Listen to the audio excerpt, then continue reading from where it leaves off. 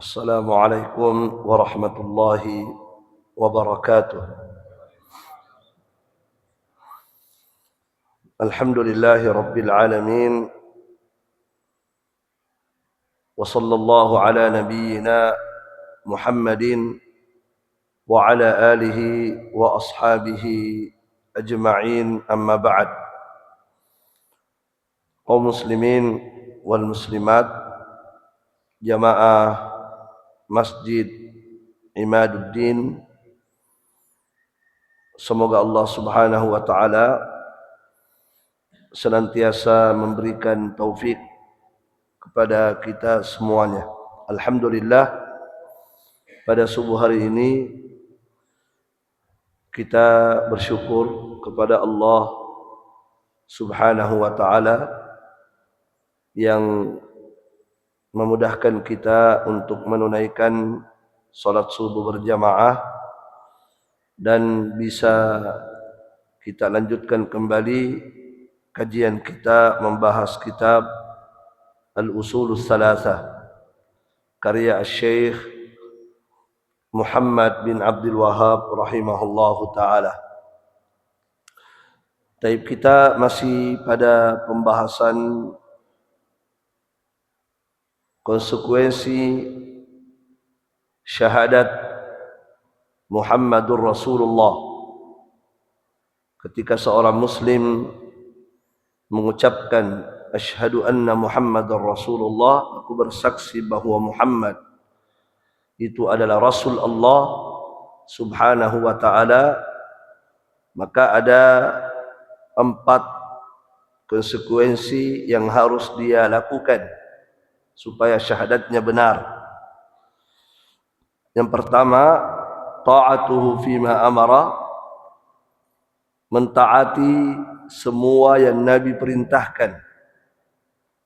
Yang kedua, wa tasdiquhu fima akhbara, membenarkan semua yang Nabi beritakan. Yang ketiga, wajtinabu ma naha anhu wa zajar, meninggalkan semua yang Nabi larang dan Nabi peringatkan. Ini sudah kita bahas pada pertemuan sebelumnya. Kemudian yang terakhir, yang keempat, wa alla ya'budallaha illa bima syara'a.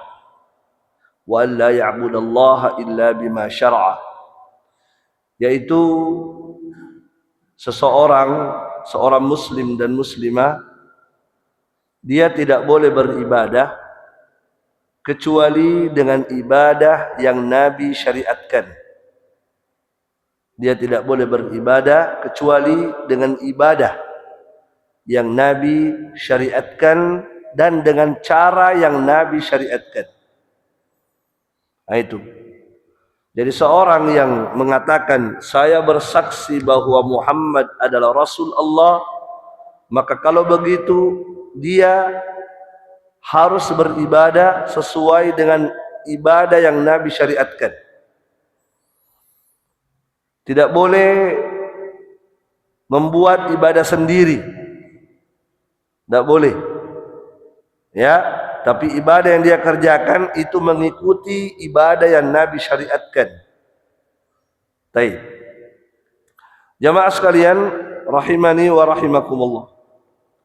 Maka seorang muslim tidak boleh dia membuat ibadah sendiri. Daripada habis uang pergi ibadah haji ke Mekah, lebih baik dibawa Karaimo saja. Ya kan? Dia buat ibadah haji sendiri. Ya. Saya kayaknya cocoknya puasa Ramadan di bulan Syawal. Ya. Nabi syariatkan ibadah Ramadan itu, ibadah puasa itu di bulan Ramadan. Dia cari bulan lain. Ya, maka dia lakukan ibadah tidak sebagaimana ibadah yang Nabi syariatkan. Ini tidak boleh. Ya. Nabi ketika sholat maghrib 3 rakaat, maka dia, mumpung saya semangat, saya tambah saja 1, jadi 4. Ya kan?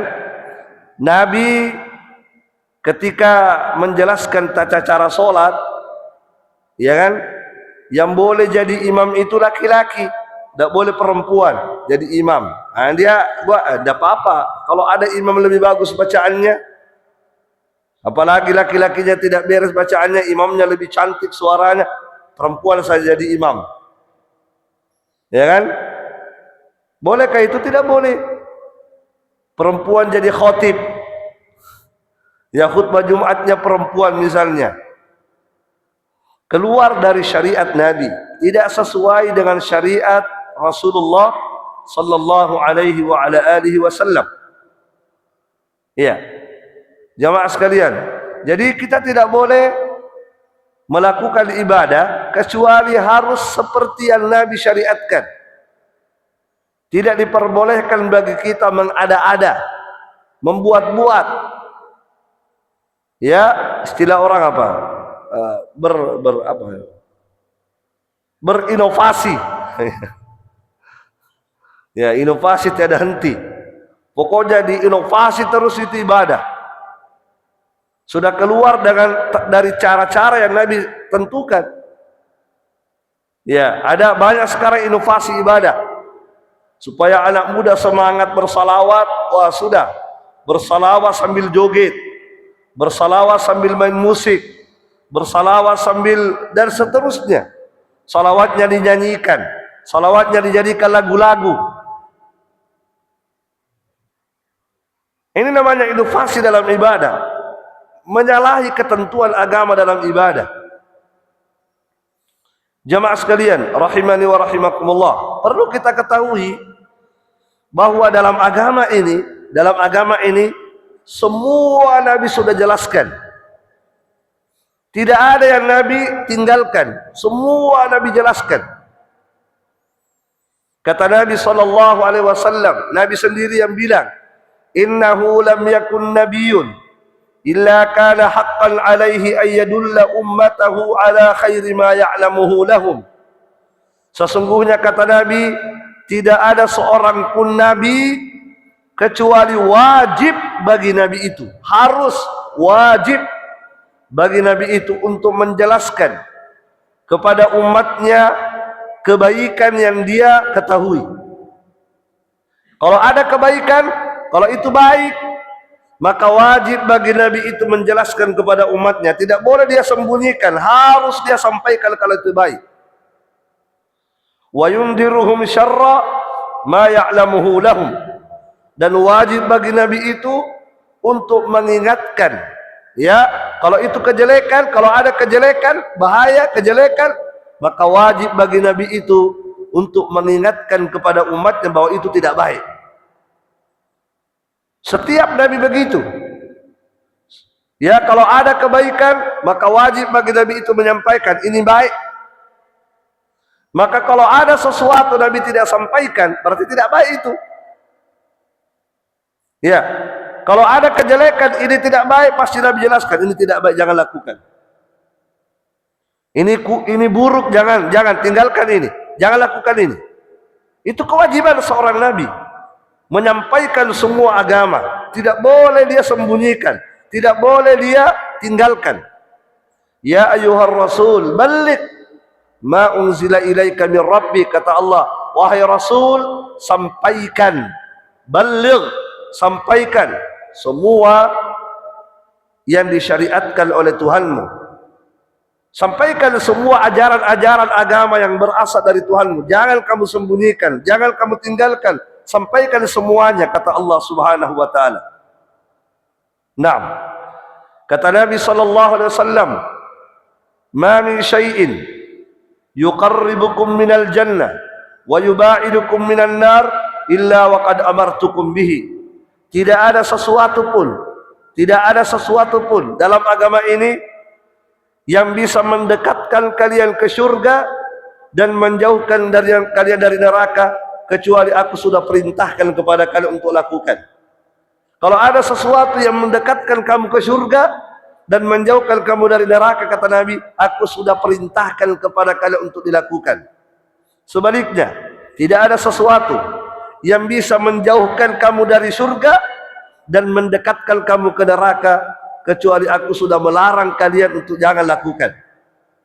Jadi lengkap agama itu, lengkap, sempurna. Al-yawma akmaltu lakum dinakum wa atmamtu alaikum ni'mati wa raditu lakumul islam madina. Kata Allah, pada hari ini aku sudah sempurnakan agama kalian. Sempurna sudah agama kita, tidak ada lagi yang kurang, semua sudah ada. Namanya sempurna artinya tidak ada lagi yang kurang, sudah sempurna. Kata Allah, pada hari ini aku telah menyempurnakan agama kalian. Wa atmamtu alaikum ni'mati, dan aku telah sempurnakan nikmatku kepada kalian. Wa raditu lakumul islam madina, dan aku telah ridho Islam sebagai agama bagi kalian. Maka kalau agama sudah sempurna, semua sudah ada. Kita tidak perlu membuat-buat lagi, semua sudah ada. Tidak perlu kita buat-buat, mau bicara apa, semua sudah ada. Ya, jangankan persoalan sholat, persoalan ini, persoalan kecil-kecil saja. Persoalan pakai sendal, coba pakai sendal, itu ada syariatnya, ada ajaran Nabi bagaimana pakai sendal, yang mana duluan yang dipakai, yang mana yang dilepas, itu ada lengkap. Persoalan pakai sendal saja ada. Coba, apa kata Nabi dalam hadis? Idzan ta'ala ahadukum falyabda bil yamin wa idza naza'a falyabda bis shimal. Kata Nabi, kalau kalian pakai sendal, mulailah dengan kaki kanan. Wa idza naza'a, kalau kalian lepaskan sendal, mulai dengan kaki kiri. Jadi memakai pakai kaki kanan, melepas pakai kaki kiri. Itu kata Nabi. La yamshi ahadukum fi na'li wahidah. Kata Nabi juga, tidak boleh kalian berjalan pakai satu sendal. Tidak boleh berjalan pakai satu sendal. Liyan'alhuma jami'a aw liyakhla'huma jami'a. Kata Nabi, hendak dia memakai dua-duanya atau melepas dua-duanya. Jangan pakai satu saja. Siapa tahu petus sandal letak, ya pakai sandal jepit ki, putus ki satu, ai dipakai satu, dijinjit ki satu, tidak boleh. Lepas dua-duanya atau pakai dua-duanya, kata Nabi sallallahu alaihi wasallam. Lihatlah agama. Persoalan sendal saja ada. Coba. Lengkap, tidak ada lagi yang tidak ada. Lengkap. Kalau ada orang bersin, masalah bersin ada. Kalau ada orang bersin, apa yang dibaca? Bagaimana tata cara bersin? Ya, bagaimana kalau bersihnya sudah 3 kali, 4 kali? Itu ada semua, lengkap. Subhanallah. Ya. Masalah apa lagi? Luar biasa. Datang orang Yahudi, ada orang Yahudi datang kepada Salman Al-Farisi. Dia bilang begini, qad 'allamakum nabiyakum kulla syai'. Apakah betul Nabi kalian telah mengajarkan segala sesuatu dalam agama? Apakah betul Nabi kalian telah mengajarkan segala sesuatu dalam agama? Hatta al-khira'at, walaupun masalah buang hajat, diajarkan juga masalah buang hajat? Ini Yahudi bilang begitu, kayak meledek gitu. Masa semua diajarkan? Bagaimana kalau buang hajat? Ada juga ajaran Islam. Masya Allah ya. Maka Salman Al-Farisi mengatakan, iya, ajal, betul. Ya, semua Nabi ajarkan kepada kami, walaupun persoalan buang hajat. Maka beliau mengatakan, laqad nahana Rasulullah sallallahu alaihi wasallam, sungguh Nabi melarang kami ketika buang hajat menghadap ke kiblat. Tidak boleh menghadap ke kiblat. Wa an nastanjiya bil yamin, Nabi melarang kami ketika buang hajat cebok, istinja menggunakan pakai tangan kanan, tidak boleh. Kemudian kata Nabi, wa an nastanjiya, Nabi melarang kepada kami ketika istinja, ya, menggunakan batu kurang dari 3. Kalau pakai batu tidak boleh kurang dari 3 batu. Kemudian apa lagi? Nabi melarang kepada kami ketika istinja, tidak boleh menggunakan tulang, ya, tidak boleh menggunakan tulang ketika istinja, dan juga tidak boleh menggunakan kotoran keledai yang sudah mengeras seperti batu. Karena keledai itu kalau kotorannya kalau sudah keras seperti batu, tidak boleh digunakan walaupun mirip batu. Tidak boleh, kata Nabi sallallahu alaihi wasallam. Nabi jelaskan kenapa tidak boleh. Masya Allah, lengkap. Kenapa tidak boleh ya Rasulullah? Kenapa tidak boleh pakai tulang? Kenapa tidak boleh pakai kotoran keledai? Kata Nabi, fa innahu zadu ikhwanikum minal jin. Karena tulang itu adalah makanannya saudara kalian dari bangsa jin. Tulang itu adalah makanannya saudara kalian dari bangsa jin. Maka jangan kalian pakai istinja, nanti mereka makan. Subhanallah, itu kata Rasulullah sallallahu alaihi wasallam. Lihatlah jamaah sekalian, agama kita lengkap. Lengkap. Ya, subhanallah. Mau cari apa dalam agama? Semua ada dalilnya. Tidak ada yang tidak ada dalilnya. Ya, barakallahu fikum. Nah, kalau persoalan-persoalan begitu saja ada keterangannya, ada syariatnya, apalagi masalah sholat, masalah puasa, masalah zakat, masalah haji, itu sudah ada. Maka kita tidak perlu buat-buat, tidak perlu berpikir bagaimana ya caranya kamu sholat ini.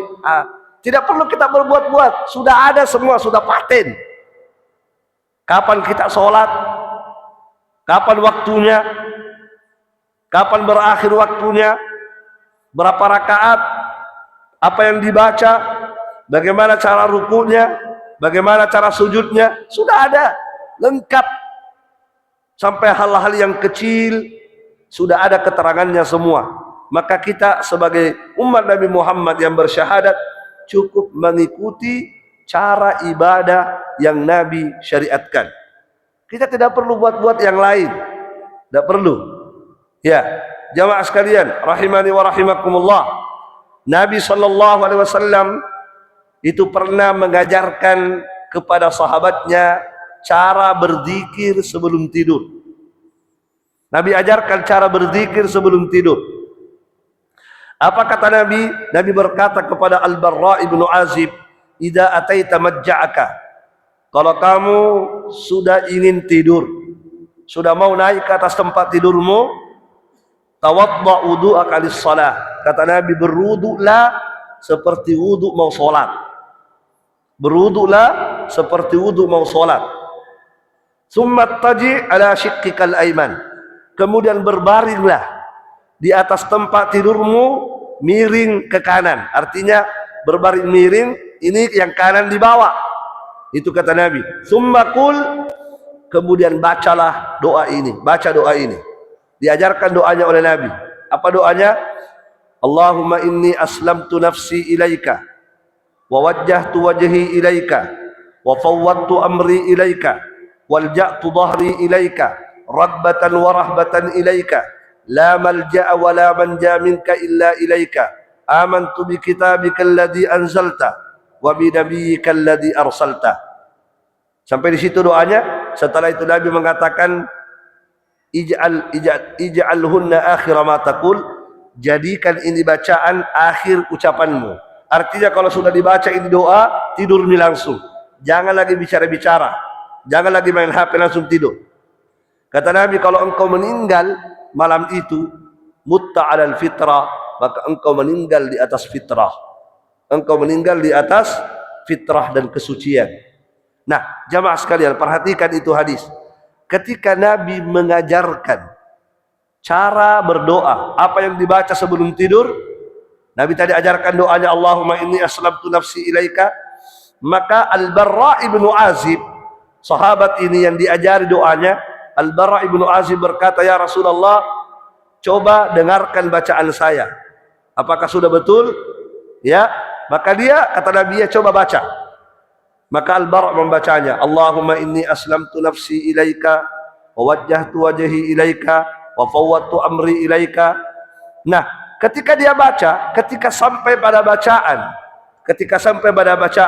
amantu bi kitabikal ladzi anzalta wa bi nabiyyikal ladzi arsalta. Dia rubah Nabi. Kalau yang Nabi ajarkan bagaimana?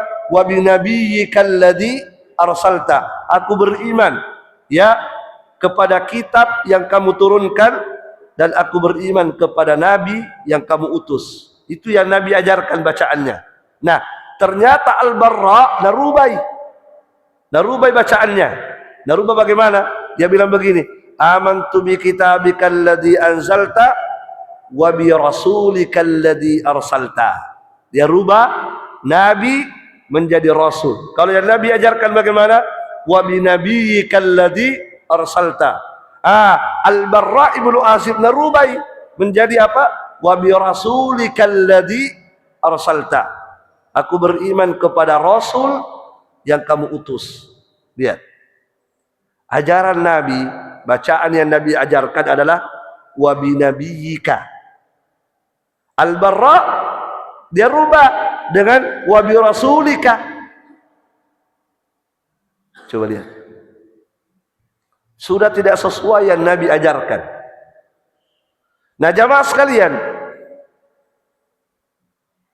apa yang Nabi lakukan? Lihat, Nabi kemudian menusuk dadanya, dikasih begini. Tidak begitu. Bukan wa bi rasulika, bilang wa bi nabika. Nah, ulangi lagi Al-Barra. Allahumma inni aslamtu nafsi ilaika wa wajjahtu wajhi ilaika. Terus sampai di bacaan itu dia bilang lagi wa bi rasulikal ladzi arsalta. Ditusuk lagi dadanya. Tidak begitu. Bukan wa bi rasulika, wa bi nabika. Dan ulangi lagi. Allahumma inni aslamtu nafsi ilaika. Dia bilang lagi wa bi rasulika, ditusuk lagi dadanya. 3 kali begitu. 3 kali. Yang keempat kalinya barulah Al-Barra mengatakan wa bi nabiyyikal ladzi arsalta. Kata Nabi, begitu. Begitu. Jamaah sekalian, lihatlah. Kalau Nabi sudah ajarkan begitu bacaannya, jangan rubah-rubah. Tidak boleh kita berkata, kayaknya bagus ini. Kayaknya lebih bagus kalau ini bacaannya. Jamaah sekalian, kita katakan Nabi itu paling pintar. Nabi itu paling tahu agama daripada kita. Kalau Nabi begitu ajarannya sudah, begitu mau saja. Tidak ada yang kalah pintar Nabi Muhammad. Tidak ada yang paling mengerti tentang agama daripada Nabi Muhammad. Nabi itu datang untuk mengajari kita agama. Maka jangan kita yang ajari Nabi. Tidak begitu Nabi. Ini yang bagus. Seakan-akan kita berkata ini lebih bagus. Subhanallah. Jangan. Sesuai Nabi saja. Ya, dia jamaah sekalian. Itu tadi. Kalau kita berpikir secara akal ya, secara logika kita, itu sepertinya tidak ada masalah sebenarnya. Ya kan? Kenapa? Karena dia hanya merubah Nabi menjadi Rasul. Apa salahnya coba? Kalau kita berpikir logika kan? Di mana salahnya Ustaz? Itu kan hanya dirubah Nabi menjadi Rasul.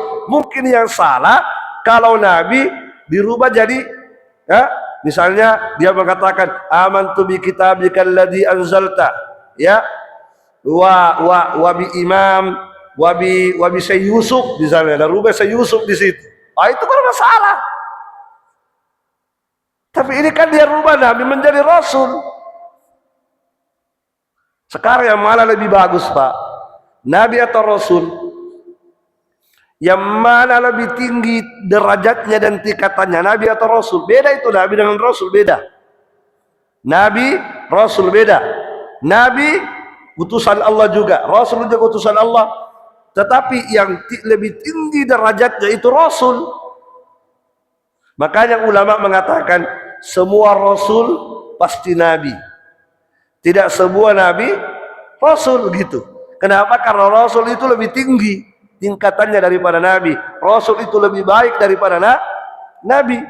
Nah sekarang Al-Barra ibnu Azib merubah dari yang baik menjadi lebih baik kan begitu. Tapi apakah dibenarkan oleh Nabi? Tidak dibenarkan. Bahkan ditegur oleh Nabi sampai 3 kali. Tidak begitu. Tidak begitu. Maka jamaah sekalian, jangan kita mengada-ada. Jangan kita membuat-buat. Cukup apa yang Nabi ajarkan dan syariatkan kepada kita. Ya, pernah ada orang bersin. Ada orang bersin. di dekatnya sahabat Ibnu Umar bersin. Ketika dia bersin, dia baca. Apa yang dia baca? Alhamdulillah wassalatu wassalamu ala Rasulillah. Itu dia baca. Alhamdulillah wassalatu wassalamu ala Rasulillah. Orang itu baca itu. Pertanyaan saya, Pak, bagaimana itu bacaan? Bolehkah? Bolehkah itu bacaan? Dia baca Alhamdulillah wassalatu wassalamu ala Rasulillah. Ada yang salahkah? Ada yang tidak baik di situ? Ada yang tidak baik di situ? Baik semua. Alhamdulillah itu baik, bersalawat itu bagus. Tetapi jamaah sekalian, lihat Ibnu Umar, sahabatnya Nabi, anaknya Umar bin Khattab, langsung berkata kepada orang ini, "Hei, saya juga bisa membaca seperti yang Anda baca kalau bersin. Saya juga bisa. Ya, saya juga bisa memuji Allah, saya juga bisa bersalawat. Tetapi mahakadha allamana Rasulullah sallallahu alaihi wasallam." Tetapi tidak seperti itu yang Nabi ajarkan. Lihat, tidak seperti itu yang Nabi ajarkan kalau bersin. Bukan begitu yang dibaca kalau bersin. Lihat Ibnu Umar. Innama 'allamana, sesungguhnya Nabi mengajarkan kepada kami kalau bersin, Nabi hanya mengajarkan kepada kami untuk membaca alhamdulillahi ala kulli hal. Selesai. Jadi kalau kita bersin itu hanya memuji Allah, hanya mengatakan alhamdulillah atau alhamdulillahi ala kulli hal. Tidak ada syariatnya bersalawat kalau bersin. Tidak ada dalilnya bersalawat kalau bersin.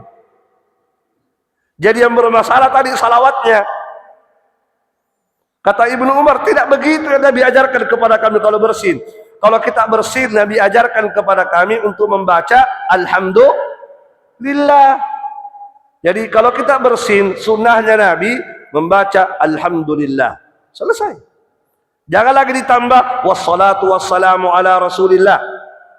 Apalagi dia tambah lagi inna a'tainakal kautsar fashalli li rabbika wanhar inna syani'aka huwal abtar. Tambah lagi wa nunazzilu minal qur'ani ma huwa shifa. Itu mengada-ada namanya. Tapi kan Ustaz, apa salahnya Al-Qur'an jol dibaca? Itu kan bagus. Al-Qur'an. Iya. Tapi Nabi tidak begitu ajarannya. Beramallah dalam agama ini sesuai aturan Nabi. Ada Nabi datang diutus oleh Allah untuk memberikan aturan kepada kita, untuk menjelaskan kepada kita beginilah cara ibadah. Kita tidak usah repot-repot, Pak. Cukup kita ikuti apa yang Nabi jalankan, itu sudah selesai. Ya, kalau Nabi syariatkan, lakukan. Begitu. Pernah juga ya. Ini ulama ini tadi sahabat ya. Jadi kalau bersiki, haji, jangan baca astagfirullah. Kayak ada orang biasa, astagfirullah. Tidak begitu.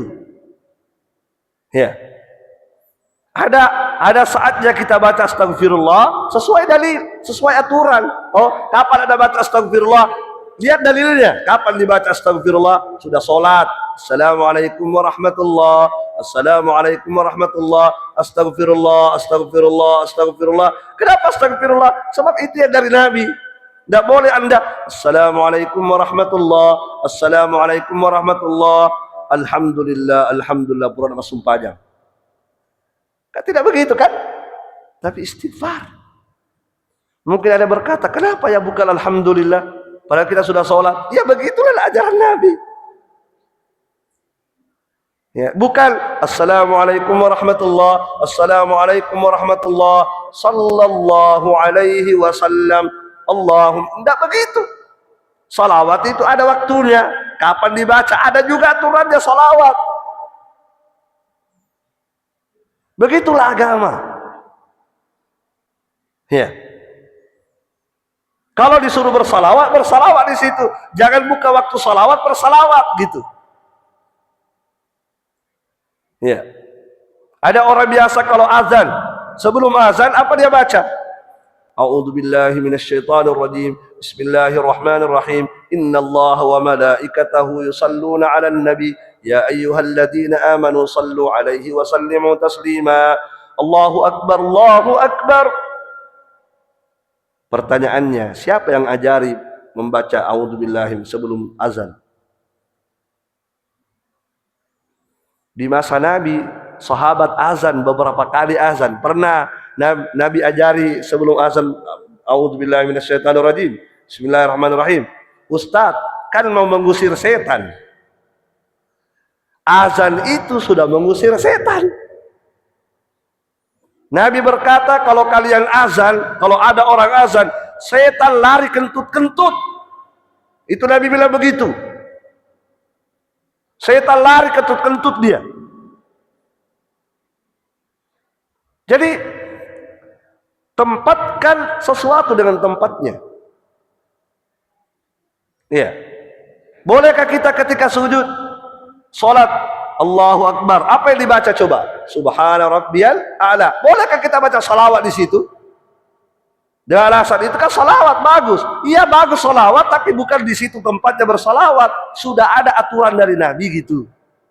Maka ikuti aturan Nabi. Begitu. Sudah ada aturannya. Ya, pernah ada sholat subuh. Jadi ada di masa tabi'in, ada ulama tabi'in namanya Sa'id bin Musayyib, ulama besar tabi'in. Menantunya Abu Hurairah, ulama termasuk ulama besar di Madinah waktu itu. Ada 7 ulama Madinah yang terkenal di waktu itu. Dari 7 ulama besar ini yang paling hebat adalah Sa'id bin Musayyib. Ini paling terbaik dari 7 ulama Madinah waktu itu. Pernah ada orang dilihat oleh beliau sholat sunnah subuh, sholat sunnah subuh. Setelah dia salam 2 rakaat, assalamualaikum warahmatullah, assalamualaikum warahmatullah, berdiri lagi dia tambahi lagi sholat sunnah subuhnya. Ditegur oleh ulama ini, ditegur. Ketika ditegur dia protes, dia tidak mau terima ditegur. Apa dia bilang? Dia bilang begini, ya ayu'adzibunallahu wa nahnu nusalli. Apa salahku? Saya sholat. Apakah ada orang yang dimasukkan ke neraka karena sholat? Nah itu dia bilang begitu. Apakah ada orang masuk neraka gara-gara sholat? Masa ada orang-orang masuk neraka gara-gara sholat? Masa ada orang disiksa oleh Allah karena sholat? Lihat.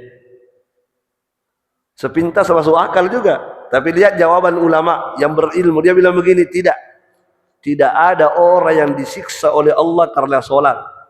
Tetapi Allah akan menyiksa seorang hamba ketika dia menyelisihi ajaran Nabi. Itu disiksa itu. Dan Anda telah menyelisihi ajaran Nabi. Kenapa? Karena Nabi hanya mencontohkan dan memerintahkan sholat sunnah subuh itu 2 saja, bukan 4. 2 saja. Apa kata Nabi? Rak'atal fajri khairun minad dunya wa ma fiha. Salat sunnah 2 rakaat sebelum subuh lebih baik daripada dunia dan segala isinya. Nabi sebutkan 2. Maka jangan lagi kita berkata kalau 2 saja lebih baik daripada dunia segala isinya, apalagi 4. Tidak begitu. Ya, tidak begitu. Begitulah ajaran Nabi, 2 saja. Ya. Jangan kita tambah. Ya. Kalau Nabi sudah ajarkan sholat subuh 2, berapa Pak sholat subuh? Bukan sholat sunnahnya, sholat subuhnya 2 kan? Boleh kita tambah 3. Dia alasan lebih bagus 3, lebih banyak lebih bagus. Tidak bisa begitu karena ajaran agama sudah begitu. Boleh kita sholat maghrib 4 atau 10 rakaat maghrib? Tidak boleh. Kenapa? Karena begitulah ajaran Nabi 3 saja. Nah, kapan kita sholat duha? Kapan waktunya Nabi ajarkan? Di waktu duha, maka tidak boleh sholat duha sudah asor. Itu bukan sholat duha namanya, sholat asor namanya itu. Ustaz, masih ngantuk-ngantuk kalau waktu-waktu pagi. Biar misalnya sholat duha sudah duhur deh. Salah gitu. Boleh sholat duhur jam 8. Boleh sholat duhur jam jam 11. Tidak boleh. Kenapa? Karena belum waktunya. Nabi sudah ajarkan duhur itu di waktunya. Ada waktunya, ini waktunya. Dan seterusnya. Jadi jamaah sekalian, kalau kita sudah bersyahadat, mengatakan asyhadu anna Muhammadar Rasulullah, maka beribadahlah sesuai aturan Nabi Muhammad. Jangan kita membuat aturan-aturan baru dalam ibadah. Ya. Banyak sekali orang buat aturan ya. Kalau Nabi mengajarkan khudu anni manasikakum, kalau kalian pergi haji dan umroh, ambillah manasikku, pelajari tata cara ibadahku, pelajari tata cara hajiku, ya, pelajari tata cara umrohku. Itu Nabi sudah ajarkan, begini loh haji, begini loh umroh. Apa yang dibaca kalau sa'i? Kan ada itu bacaan Nabi.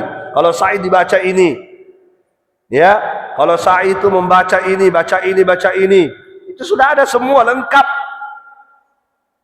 Rabbi ghfir warham antal a'azzul akram. Dibaca itu kalau sa'i. Bukan Pancasila. Satu, ketuhanan yang Maha Esa. Masya Allah, sa'i baca Pancasila. Luar biasa. Kita kan orang Indonesia, Ustaz. Betul, Anda orang Indonesia. Pancasila dibaca kalau upacara hari Senin. Masa Pancasila dibaca sa'i? Ngawur Anda, gitu kan? Ah, ini semua ini namanya mengada-ada. Mengada-ada. Ya. Taib. Jadi sesuai dengan apa yang Nabi ajarkan. Jamaah sekalian rahimani wa rahimakumullah.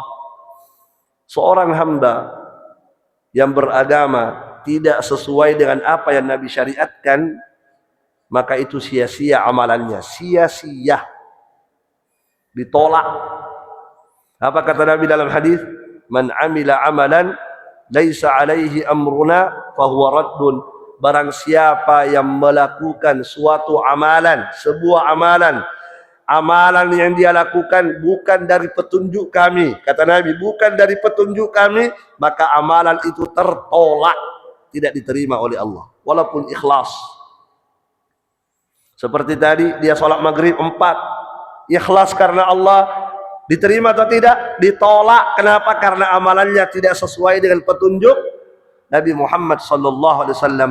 Man amila amalan laisa alaihi amruna fahuwa raddun. Barang siapa yang melakukan suatu amalan, sebuah amalan yang bukan dari petunjuk kami, kata Nabi, maka amalan itu tertolak. Oleh karena itu jamaah sekalian, dalam beragama, dalam beribadah terutama, hendaklah kita selalu mengikuti aturan dan tuntunan Nabi kita Muhammad sallallahu alaihi wa ala alihi wasallam. Kalau kita salat sesuai dengan tuntunan Nabi. Kalau kita puasa sesuai tuntunan Nabi. Kalau kita zakat sesuai tuntunan Nabi. Kalau kita kurban sesuai tuntunan Nabi. Ada yang berkata, Ustaz, masak kambing, masak sapi, saya mau kuda. Nah, ya kan? Saya mau kuda. Masa orang akikah kambing Ustaz, bembe, masak bembe akikah. Cek dek lakdam itu. Saya mau kuda, elok kaan nyarang. Bolehkah akikah pakai kuda? Tidak boleh. Kenapa tidak boleh? Bukankah kuda lebih bagus? Betul, kuda lebih bagus. Tapi ajaran Nabi bukan kuda, ajaran Nabi pakai kambing. Begitulah ajaran Nabi, sudah. Jangan lagi kita pakai kuda. Ada lagi orang kurban, daripada tidak bisa kurban pakai sapi, tidak ada uang, pakai ayam potong mode. Tidak bisa. Sudah ada aturan agama. Maka jangan kita keluar dari aturan Rasulullah sallallahu alaihi wa ala alihi wasallam. Baik. Ini yang bisa kita sampaikan pada subuh hari ini. Ada pertanyaan? Ya, silakan. Ya. Waalaikumsalam warahmatullahi wabarakatuh.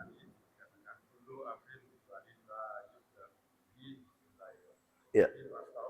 Ya. Kalau menazan boleh dikatakan begitu, bahwa setiap perbuatan tidak ada urusan masalah. Ya, baik. Ya. Dan yang kedua, ini yang berselisih paham yang kita lihat di ulama kita. Kalau waktu azan, Ya. setelah masuk masjid, kita datang masjid, setelah azan, ada mengambil 4 rakaat itu setelah sunat. Setelah Sebelum salat asar. sebelum salat asar. Ya. Ya. Baik. Ya. Hadis Rasulullah kullu amrin dibalin la yubda'u fihi bi bismillah fahuwa abtar. Dalam riwayat fahuwa aqta. Semua urusan yang penting yang tidak dimulai dengan bismillah maka terputus berkahnya. Baik. Pertama itu hadis dhaif. Ya. Pertama itu hadis dhaifkan oleh para ulama. Tetapi walaupun itu hadis dhaif tetap membaca bismillah ada berkah. Karena nama Allah itu berkah. Jadi tetap ada berkahnya kalau kita memulai setiap urusan penting kita dengan bismillah. Nah sekarang apakah bisa untuk azan? Tidak. Karena azan itu kan sudah ada aturannya. Aturan sudah. Artinya sudah ada contoh. Kalau azan itu begini. Nah apakah ada contoh? Apakah ada perintah atau ada syariat dari Nabi kalau azan bismillah dulu? Tidak ada. Sama dengan sholat, kalau sebelum sholat, itu kan sudah ada aturannya, sholat itu begini. Maka tidak boleh kita kemudian berkata bismillah Allahu Akbar. Ya kan? Ya ada alasan, ya. Artinya sesuatu yang sudah ada aturan patennya, itu ikuti aturan itu, termasuk azan, termasuk sholat, termasuk apalah. Ya kalau sudah ada aturan patennya maka ikuti aturan yang sudah paten itu. Jangan ditambahi sesuatu ke dalamnya, gitu. Baik. Yang kedua tentang sholat asar sebelum asar. Ada yang ambil 4. Ada hadisnya. Ada hadisnya memang Nabi mengatakan rahimallahu rajulan shalla arba'an qabla al-asr. Allah merahmati seseorang yang sholat 4 rakaat sebelum asar. Itu tidak ada masalah, boleh, tidak ada masalah. Ya, mau 4, mau 2 boleh. Kalau 2 berarti dia mengamalkan hadis baina kulli adanaini salatun, antara azan dan iqamah ada salat 2 rakaat. Tapi kalau dia mau ambil 4 juga boleh, ada hadis tadi. Ya, Allah merahmati seseorang yang salat 4 rakaat sebelum asar. Nah, ya silakan.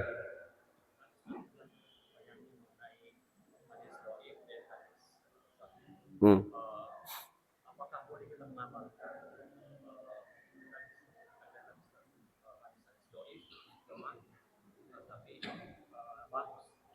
Ya.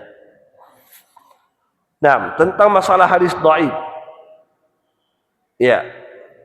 Kalau menurut ulama-ulama hadis besar seperti Imam Bukhari, Imam Muslim tidak boleh mengamalkan hadis dhaif.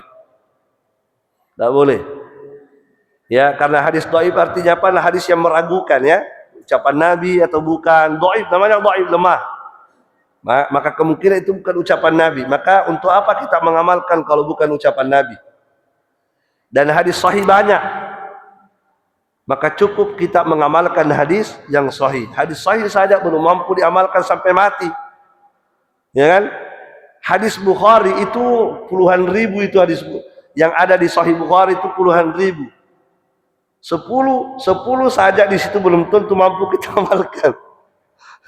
Ya, jadi hadis sahih saja banyak dan belum mampu kita amalkan semua. Apalagi mau cari lagi hadis dhaif. Yang sahih saja belum mampu kita lakukan. Ya, masih banyak hadis sahih tidak mampu kita amalkan. Contoh saja hadis sahih, satu hadis sahih, ya. Satu hadis sahih ini. Ya, baru satu ini. Sudah mampu kita amalkan ini. Contoh misalnya hadis Nabi. Ya, kata Nabi dalam hadis Bukhari Muslim, hakul muslimi alal muslimi sittun. Hak seorang muslim terhadap muslim yang lainnya ada 6. Idza laqitahu fasallim alaih. Kalau kamu ketemu di jalan ucapkan salam. Sudah mampu kita amalkan itu. Ya, kalau kamu ketemu saudaramu di jalan kasih salam. Kamu kenal atau tidak? Ya kan? Ini saja belum. belum mampu kita amalkan dengan benar. Ketemu orang tidak salam, atau salam kalau dikenal, kalau tidak juga. Nah, ya kan? Idza laqitahu fasallim alaihi wa idza da'aka fa'jibu, kalau kamu diundang datangi undangannya. Wa idza stansahaka fansahu, kalau ada yang minta nasihat kasih nasihat. Wa idza marida fa'udu, kalau dia sakit jenguk dia. Kalau dia sakit jenguk dia, besuk dia kalau sakit. Sudah bisa kita amalkan? Ya. Wa idza atasa fahamidallaha fasyamitu, kalau saudaramu bersin doakan dia. Kalau saudaramu bersin doakan dia. Sudah bisa kita amalkan itu kalau ada yang bersin doakan. Saudara kita bersin, kasih alhamdulillah. Doanya apa? Yarhamukallah. Sudah kita doakan saudara kalau bersin? Karena kita tidak amalkan itu. Ya kan? Itu saja satu hadis, itu sudah setengah mati kita amalkan. Apalagi mau cari yang dhaif. Yang sahih saja banyak tidak mampu kita amalkan.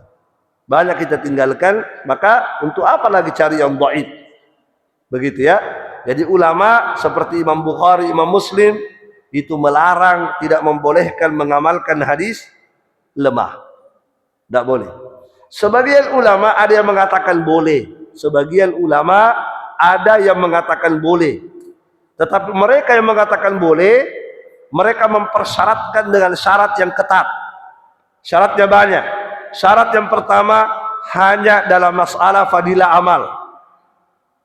Hanya dalam masalah fadilah amal, artinya dalam masalah keutamaan amalan. Kalau hanya berbicara masalah keutamaan, siapa yang begini dapat begini, siapa yang berpuasa diampuni dosanya, siapa yang sholat begini dia dapat, masalah begitu saja boleh. Tapi kalau masalah hukum-hukum tidak boleh dhaif. Ini ulama yang mengatakan boleh mengamalkan hadis dhaif, tapi syaratnya satu, hanya dalam masalah fadilah amal. Yang kedua, lemahnya tidak boleh lemah sekali. Itu syaratnya, tidak boleh lemah sekali. Lemahnya lemah-lemah ringan. Gitu. Tidak boleh lemah sekali. Itu syaratnya. Yang ketiga, ya, tidak boleh kita meyakini itu hadis Nabi. Jadi kalau kita membawakan itu hadis, tidak boleh kita meyakini itu hadis Nabi. Tidak boleh. Karena bukan hadis Nabi memang. Nah, itu.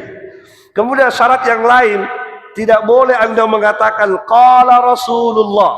Kalau itu hadis lemah, tidak boleh Anda mengatakan qala Rasulullah. Rasulullah bersabda. Tidak boleh Anda bilang begitu karena itu bukan sabda Nabi. Ya, kalau Anda menyampaikan hadis lemah, Anda tidak boleh berkata qala Rasulullah. Rasulullah bersabda. Kenapa? Karena itu bukan sabda Nabi. Makanya tidak boleh Anda bilang qala Rasulullah. Kalau Anda mengatakan qala Rasulullah, Nabi bersabda, padahal bukan sabda Nabi, apa namanya? Bohong atas nama Nabi. Berdusta atas nama Nabi sallallahu alaihi wasallam, dan berdusta atas nama Nabi berat ancamannya. Apa kata Nabi? Man kadzdzaba alayya muta'ammidan falyatabawwa maq'adahu minan nar. Barang siapa yang berdusta atas namaku, kata Nabi, maka siapkan tempat dudukmu di neraka.